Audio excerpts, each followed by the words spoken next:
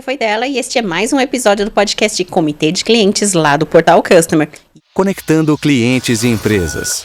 Comitê de Clientes.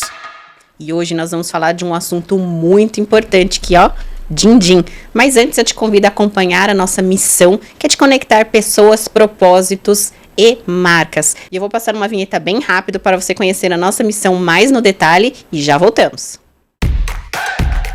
A jornada do consumidor.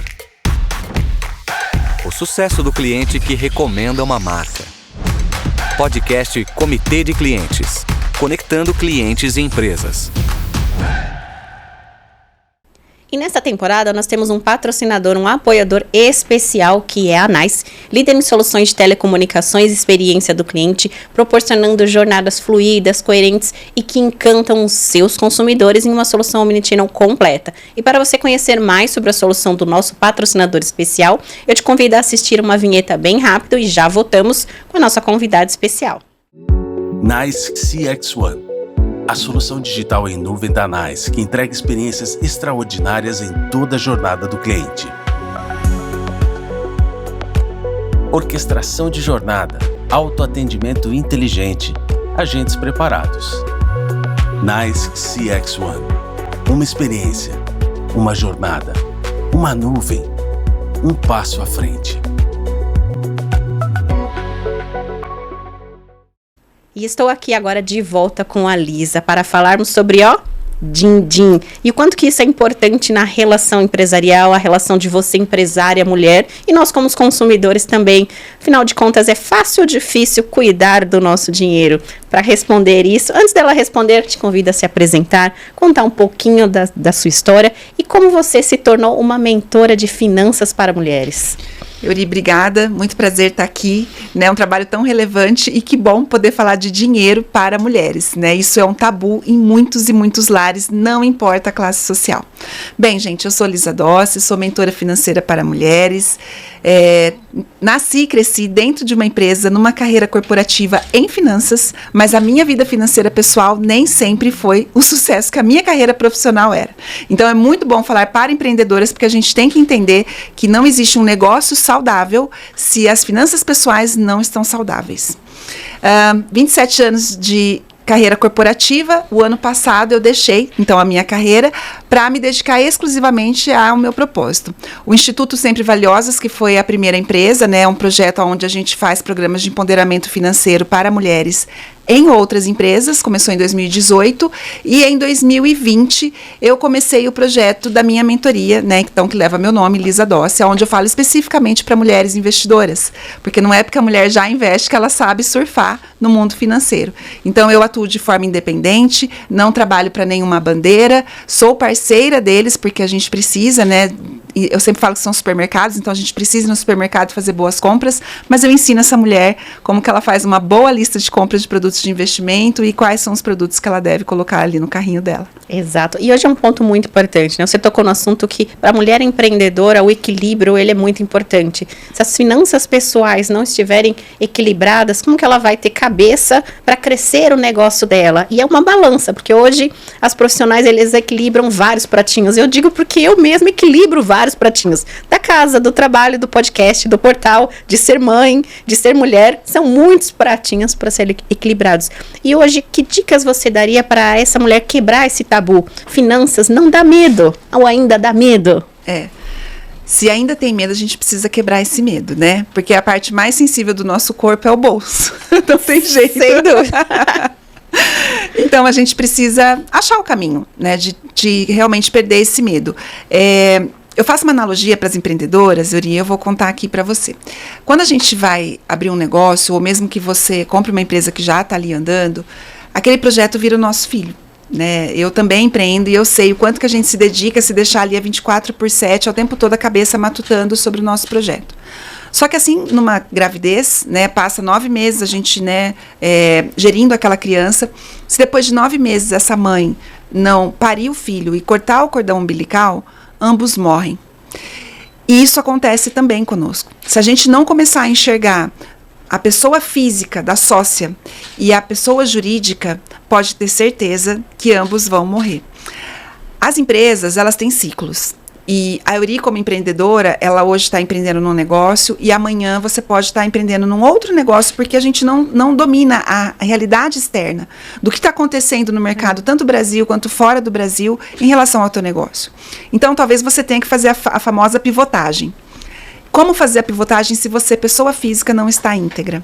Então, se você tem problemas, né, na sua vida corriqueira por dívida ou conflitos financeiros ou mesmo por decisões erradas, se você não está íntegra nessas decisões enquanto pessoa física, como você pode estar pronta para renovar esse negócio, que é um desafio que a gente tem diariamente? Hoje as mulheres, né, não vou generalizar, mas ainda tem uma barreira de quem investe, de quem cuida do dinheiro dentro de casa. Isso vem mudando muito, as mulheres estão à frente hoje. Eu não tenho estatística do porte das companhias, mas a última estatística que eu acompanhei é que 51% dos CNPJs ativos do Brasil são de mulheres, isso de uma forma geral, né, incluindo as PMEs, e tem muitas mulheres empreendedoras, microempreendedoras hoje, que fazem o seu negócio girar, e muitas vezes mistura ali o pessoal com a conta do CNPJ, ou às vezes ela tem um MEI e nem tem uma conta PJ aberta, então existe uma realidade muito diferente hoje. Que dicas, qual a orientação você daria para estas mulheres hoje? Se a gente pegar dado do Sebrae, 55% dos novos negócios são feitos por mulheres. Já subiu, né, da última vez que eu olhei. Então. Quando a gente olha ali para o mundo das startups, que são as techs, esse número é bem menor. Aí a gente reduz muito. Mas falando de negócios como um todo, né, 55% já são liderados por mulheres. Quando a gente olha o número de mulheres saindo da universidade, esse número também é maior do que 50%. E aí, quando a gente vai para as lideranças nas empresas e para os investimentos, né, que eu falo que investir é construir patrimônio. Então, quando você vai para as mulheres que tomaram a frente na construção de patrimônio e as mulheres que estão na liderança, aí a liderança a gente tem em torno de 30%, e quando a gente vai para o mercado de investidoras, 25%, né? E entenda aqui, Euri, que eu estou falando de investidoras, as que não estão na poupança, porque a poupança... Não estamos considerando como investimento. Como o nome já diz, poupança é o lugar que você guarda o dinheiro, ponto. Só isso. Mas a gente tem que dar um passo atrás, né? Eu falo o que vem por trás desses números. Primeiro que a gente tem um fato histórico e cultural. A mulher, ela foi para frente dos negócios no período entre guerras. Então, quando os maridos tiveram que, né, guerrear, elas tiveram que entrar ali na linha de comando. A gente está falando menos de 100 anos. E fora as outras coisas que a gente sabe que as mulheres só puderam votar na década de 60 e assim vai. Divórcio também não poderiam ter e tudo mais. Então, tem uma série de fatores culturais. Mas a gente entende, mas não precisamos ser reféns disso. Então, assim, eu falo, a mulher, ela tem que entender que da mesma forma que ela está brigando para ter renda, e estamos conseguindo, né, a duras penas, mas o número tem aumentado, a gente também tem que entender que a nossa responsabilidade é cuidar e gerar patrimônio. E a gente ainda enfrenta, né, dependendo da camada social, acho que muito na minha geração, talvez, aquele cenário de que a mulher ainda acha que ter um emprego é favor que fizeram para ela, que ela precisa ganhar para pagar as contas. Difícil a mulher que pensa na remuneração, seja como empreendedora, seja como CLT, nas contas e mais a construção de patrimônio. E isso é triste, porque a construção de patrimônio não é luxo. Ela é uma necessidade, afinal de contas, quem consegue hoje ter uma vida muito boa na terceira idade, mesmo que tenha o teto do INSS. Se você colocar ali no lápis o valor que você vai pagar de convênio médico, o valor que vai pagar de medicamento, e a gente gasta bastante com medicamento depois dos 40, acredita em mim. Então, assim, a gente já vê que só, mesmo que você esteja no teto do INSS, não é suficiente. Eu até brinco, né? Falo que INSS é isso, nunca será suficiente. Então, a gente precisa, sim, eu tenho um jargão que eu falo, ser milionária não é luxo. É básico para a gente poder ter uma vida boa a partir dos 60 anos, né? Todo mundo vai passar por isso, a gente vai viver até os 90, até os 95, e a gente tem que ter uma vida boa ali a partir dessa fase. Então, se talvez o medo existe, está na hora da gente começar a pensar que se não enfrentarmos esse medo e buscarmos formas, que existem muitas formas de se apaixonar pela nossa construção de riqueza. Se a gente não buscar formas, a gente vai pagar muito caro por esse medo. Exatamente. E essa construção de riqueza, ela não precisa ser algo dolorido, ela não precisa ser algo chato. Não. Algumas mulheres que eu converso, falei, gente, é apaixonante. Você vai ver que quando você começar, por mais que possa parecer difícil, não é. É só você entender um pouquinho e parar para olhar que é fácil. Uhum. E é um grauzinho por dia. É isso mesmo. Eu criei um método, né, Uri, porque você vê que coisa mais engraçada. Eu estava na vida financeira, cuidando do dinheiro de grandes empresas. Graças a Deus tive uma carreira muito ascendente, mas comigo a coisa era bem complicada. E eu investia, mas eu perdia, eu ganhava, saía, mais saía do que entrava, era um caos. E aí eu criei um método, né, que eu chamo ele de investidora de elite, onde a gente cria uma base de organização financeira com foco nesse investimento. E para a pessoa não se perder, porque existe muita informação hoje no mercado, a gente olha a fase, qual a fase que você está, para você olhar e entender mais sobre os investimentos dessa fase que você está. Porque a gente não precisa saber sobre tudo. Poxa, eu estou vendo lá NFT, às vezes é um tema tão complexo, tão diverso, mas eu estou ainda no começo da minha jornada. Sim. Então, não precisa, se você quiser por hobby, ok, saber, né? Mas você não precisa estudar esse mercado, vai estudar aqui aonde te cabe. E com isso, a mulher, à medida que ela vê a aplicação daquilo na vida dela, né, que ela enxerga a vida dela no mundo dos investimentos, fica muito mais fácil, muito mais prazeroso construir essa jornada. E hoje, qual a barreira? Uma das barreiras, aliás, né, que as mulheres entendem é que quem investe é só quem tem muito dinheiro. Como você quebra isso e como você explica para essas mulheres empreendedoras que esse método, que você cuidar do seu dinheiro é para todo mundo? Se nunca sobra para investir, a gente já tem que cuidar disso. Não tem como a gente viver só para pagar conta. É muito miserável no sentido de doloroso, não estou falando aqui no sentido de pobreza e riqueza, mas é muito miserável a gente passar, às vezes, anos ou passar uma vida inteira só pagando o boleto. A gente não veio para esse mundo para isso, né, Uri? Não. Então, se não está sobrando, essa é a primeira situação que precisa mudar. E a gente tem que entender que esperar sobrar não vai. Hoje, se o nosso governo falar assim, olha, a conta de luz aumentou 30%, a gente vai se virar, vai pagar, e nós não vamos reduzir 30% do nosso consumo. Então, pensar só em corte de despesa é doloroso, e talvez seja por isso que as pessoas falam, depois eu vejo. Porque parece que ela vai ter que cortar a despesa para começar a investir, para começar a ter dinheiro para investir. E, na verdade, não. É o olhar cuidadoso, o olhar com frequência que vai fazer ela perceber que ela tem, sim, capacidade de investir. E às vezes você vai precisar buscar mais renda. Só que quando você faz um planejamento, que você projeta a vida financeira, aquilo vira tão óbvio que não dói. Você fala, bom, eu preciso buscar mais renda. E empreender é maravilhoso, porque acho que é a forma que a gente consegue buscar mais renda com mais flexibilidade e liberdade, né, Uri? Não importa o negócio que você faz. Você pode ter uma empresa de telecom, você pode ter um açougue, você vai achar formas de fazer mais renda no teu negócio. E quando a pessoa é CLT, ela precisa buscar renda extra. Eu acho que o maior erro... uma segunda renda de segurança. Maior erro de pessoas que trabalham para empresas e altas executivas, inclusive, que tem a demanda da empresa e mais a demanda de casa, é achar que tem que ter só uma fonte de renda. Né? A gente está passando, nesse momento, por uma grande realidade de empresas que eram o sonho de consumo de todos trabalharem, a Amazon, Google, estarem fazendo demissões em massa de uma função, que é tecnologia, que tinha emprego sobrando. Uhum. Então, ninguém vai ser responsável pela nossa construção de patrimônio, tranquilidade e segurança financeira, a não ser nós mesmos, né? E voltando um pouquinho na sua pergunta, não é necessário esperar ter muito dinheiro, porque esse momento não vai chegar. Eu tenho mentoradas, Uri, que ganham muito bem, e elas também não têm dinheiro para investir. Como eu já tive casos, inclusive, de ter pessoas com baixa renda, menos assim de R$5.000, que tinham mais dinheiro investido do que uma que tinha R$60.000 de renda. Então, não é a renda que determina você se tornar ou não uma mulher investidora ali construindo teu patrimônio. É muito mais a sua mentalidade. Exato. E aí o conjunto de coisas, né, que você trouxe. Precisa buscar uma segunda renda e para isso precisamos estudar, buscar outras fontes de negócio. O CLT não é uma garantia vitalícia de que você vai ter aquela renda, visto aí as demissões. E é importante ter um planejamento paralelo. E isso requer disciplina, determinação, uma organização pessoal. O conjunto desse mindset vai trazer essa mulher para um outro patamar. Quais as recomendações hoje para quem quer diversificar a sua carreira num cenário que acabamos de trocar de presidente, num país que está um pouco complexo no momento? A gente está vivendo um momento que eu falo que está o melhor momento para realmente se jogar na jornada da mulher investidora. Porque já tem 1 ano e meio que a renda fixa vem ganhando a bola da vez. E a renda fixa, ela não é fixa, na verdade, ela tem também oscilações, a gente tem que entender, mas de qualquer forma ela é mais fácil, mais agradável para entender. E esse cenário vai continuar ainda por 1 ano e meio. Então, assim, tá muito fácil. Uma outra coisa muito importante, Uri, A gente não cria uma empresa se eu não sei olhar a vida financeira dessa empresa. Sabe que quando eu comecei a empreender, eu tinha um programa, tenho ele ainda, né, mas ele está lá guardadinho, que ele era de finanças para empreendedoras. Ele chama Dona do Lucro Todo, esse programa.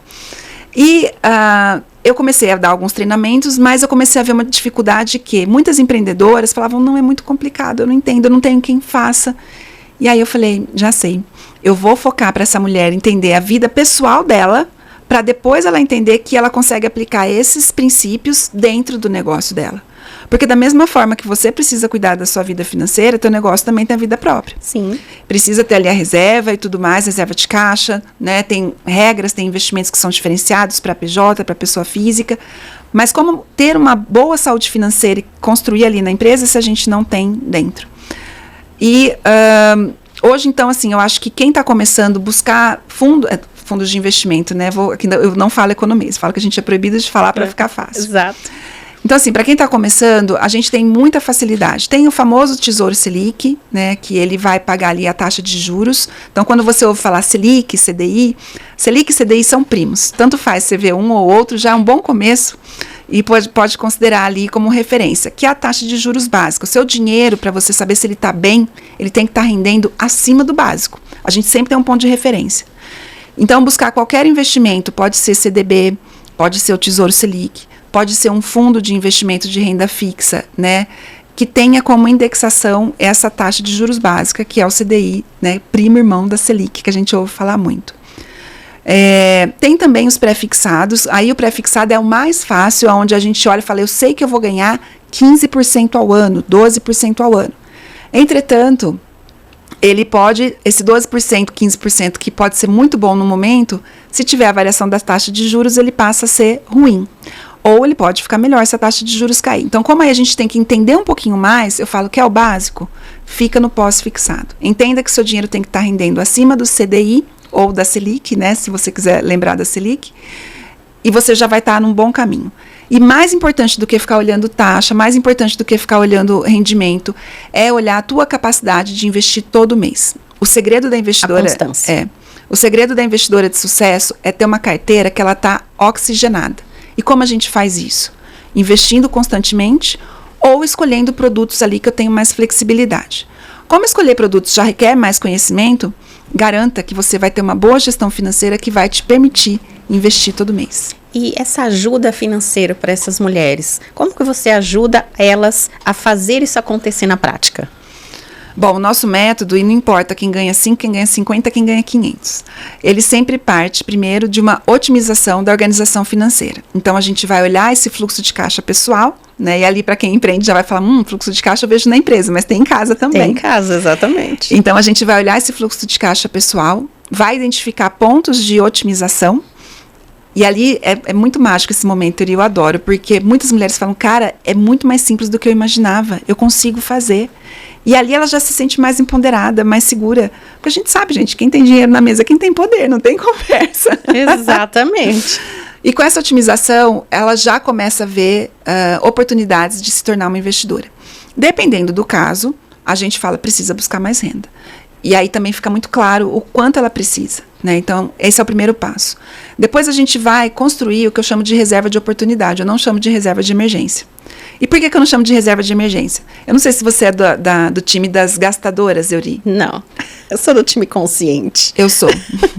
Eu sou uma gastadora curada. Gente, durante muito tempo eu fiz de todas as ferramentas que vocês imaginam para deixar de ser gastadora. Eu só deixei de ser gastadora, na verdade, porque eu troquei, né? Em vez de ir ao shopping, eu vou hoje para as casas de investimento. Mais seguro. Mas quando você pega uma gastadora e fala assim, olha, economiza para investir na sua reserva de emergência.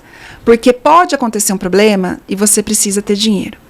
A nossa mente já bloqueou. Já bloqueou. Fala, eu vou deixar de viver um prazer imediato para poupar dinheiro para uma possível desgraça. Que eu nem sei se vai acontecer. Eu vou gastar o agora, eu vou viver o agora. Agora, quando você fala para essa mulher, você vai deixar de viver o agora para ter dinheiro como uma oportunidade de decidir melhor, como uma oportunidade de se sentir segura, como uma oportunidade de dormir, porque falta de dinheiro causa insônia, né? a coisa muda e ela se encoraja mais. Então, essas nuances, esse trocar a linguagem, esse olhar para a necessidade da mulher é o que faz a diferença e que ela vai realmente se acostumando, né, com esse mundo e perdendo esse medo. E depois que a gente passa dessa fase da reserva de oportunidade, porque ali é o arroz com feijão, né, é um investimento que vai te dar pouco retorno e não dá para ficar muito ali, porque muitas acabam desistindo, porque fala, poxa, eu trabalho tanto, meu dinheiro não está rendendo nada, está lá no banco, não está rendendo nada.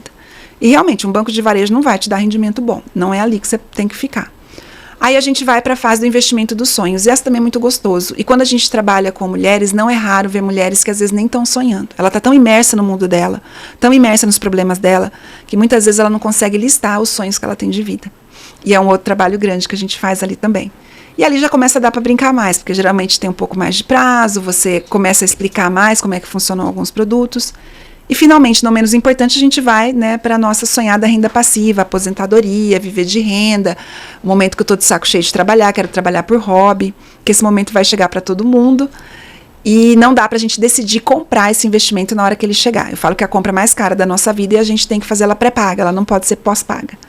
Então, a gente também começa a entender quanto que a gente precisa e para quando. E com base em todos esses conhecimentos, é impossível a mulher falar assim, nossa, eu vou ficar alheia a esse mundo. É impossível.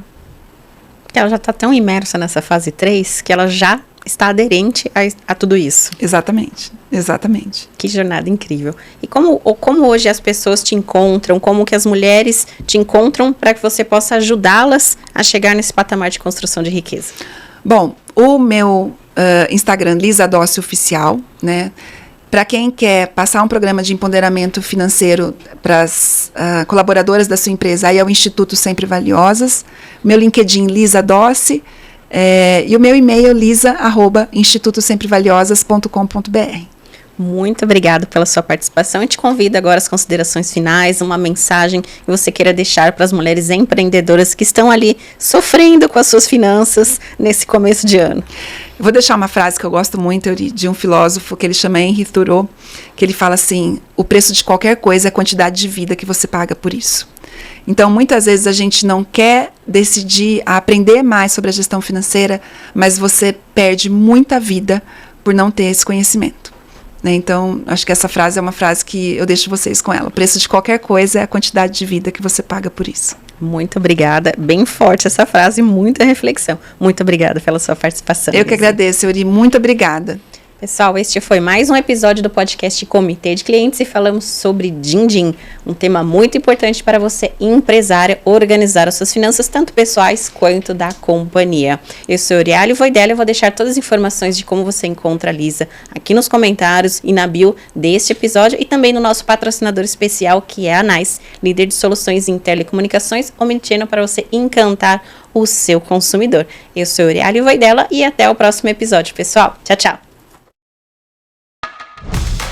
Comitê de Clientes, uma produção do Portal Customer. Oferecimento customercentric.com.br. Especialista em criar experiências incríveis.